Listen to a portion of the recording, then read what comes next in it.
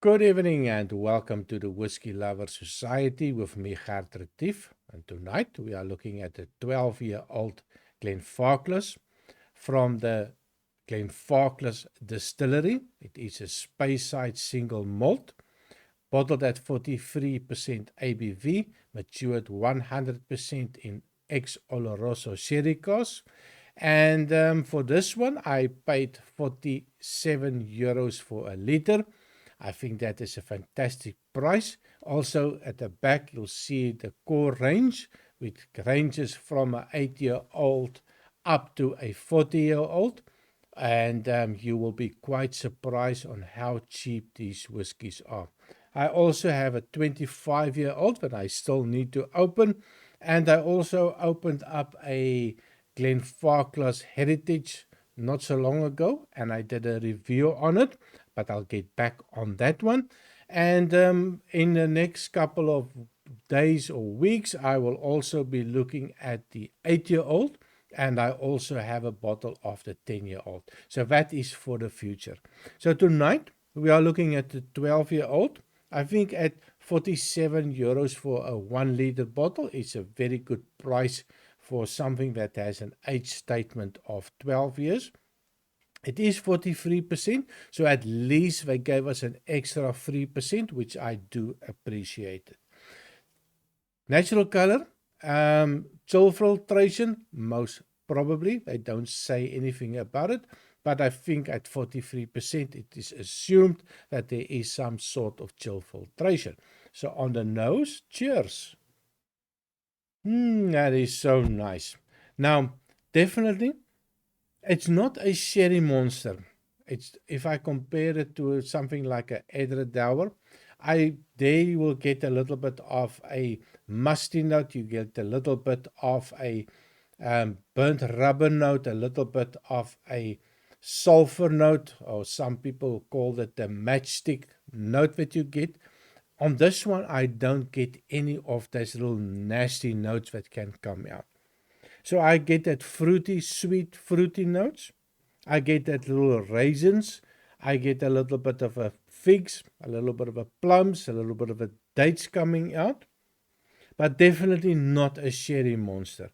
But it is quite sweet.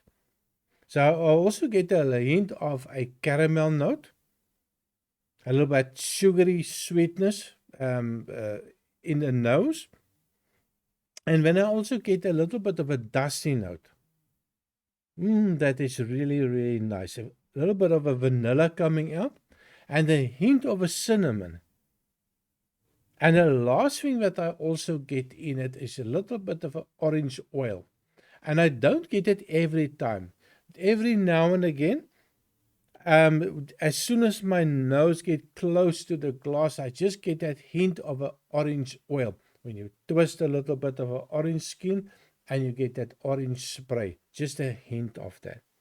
So quite pleasant, not very complex. And I think if you give this whiskey to a person that has been drinking whiskey for a while, and you will ask him ex-bourbon cask with a sherry cask whiskey, can you smell the difference? They will definitely pick this one up, and they will also give you probably the same notes that I'm giving you. So nothing complex on this one, just a pleasant whiskey to smell. So on the taste, cheers.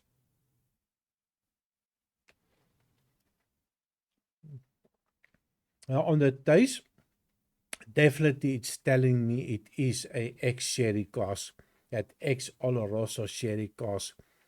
I get that fruitiness coming out, that dried fruits coming out. I also get a little bit of a toffee note. Didn't think that is going to be there, but I do get a little bit of a mix between a toffee and a raisins, and you put them all in your mouth, give it a couple of chews, and you get that little bit of a sweetness mixture between the toffee and the raisins coming out. I also get a little bit of a dark chocolate note. Just make sure. There's definitely a little bit of a dark chocolate note. Maybe something with a chocolate with the raisins in it. It reminds me of that. The sherry notes are there, but again, a little bit more than the nose, I think, but it is not overpowering the whole tasting and the whole nosing. Wow. Let me just give it one more try. So the alcohol, 43%, it does create a little bit of a bite, a little bit of a warmth. But I'm definitely not going to add water. I think at 43, I can still definitely handle it. And I think if you add water to this one, it's going to be a little bit watered down and not all these pleasant aromas going to be left when you add this water. So there's a little bit of a creaminess. It's a little bit of a oiliness in it as well. Well balanced. I do get a little bit of an oak. I was a little bit worried that after 12 years, that it's going to be a little bit too oaky.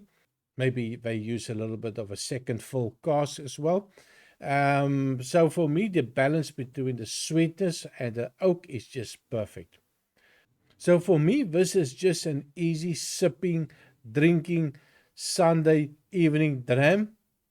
Nothing complex. You grab it, pour it, drink it, happy. Nothing to worry about. Price-wise, perfect for me. So not going to add any water. Score-wise, I'm going to give it an 85 out of 100. I would definitely recommend it, especially if you like a little bit of a sweet things in life. Now, before I go on, there's something that I also need to go revisit, and that is my good old friend, the Glenfarclas Heritage Edition.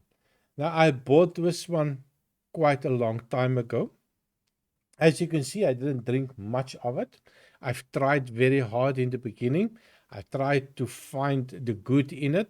I've also shared quite a lot of it. So I think I only had about 2 or 3 grams out of it. The rest was shared with friends to see what their opinion is on it.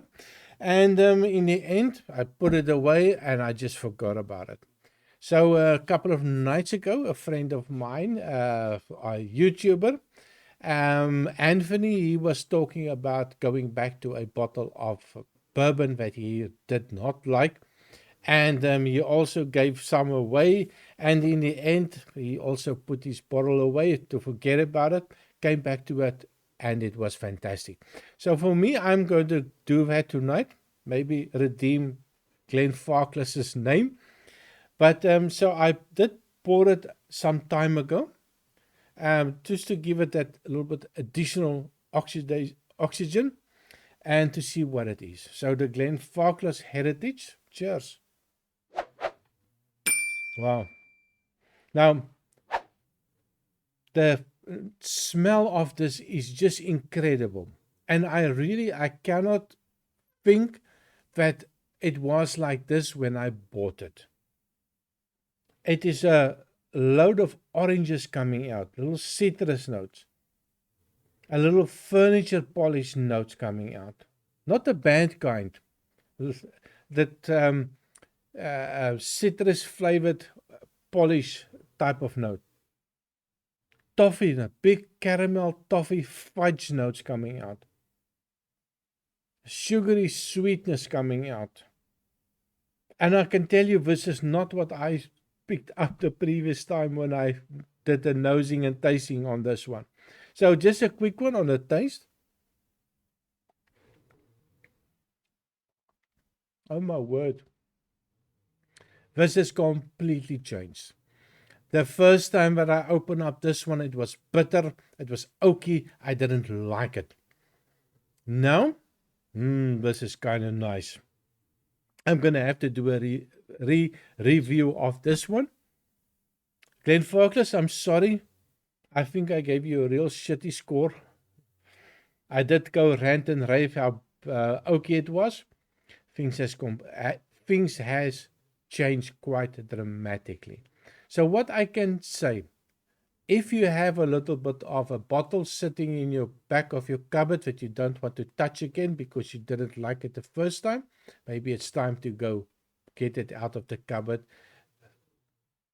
try it again, and maybe things have changed for the best. So thank you very much for watching. I really appreciated all my subscribers. I have now 458 or 59 subscribers, and I'm quite looking forward to get to my first 500 subscribers, maybe before the end of this month. The 21st of February is a 1-year anniversary, so hopefully I can do it by then. So thank you very much for watching. Remember to like and subscribe.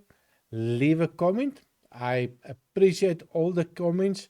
I will definitely try to answer all the questions, and I see you next time. Cheers.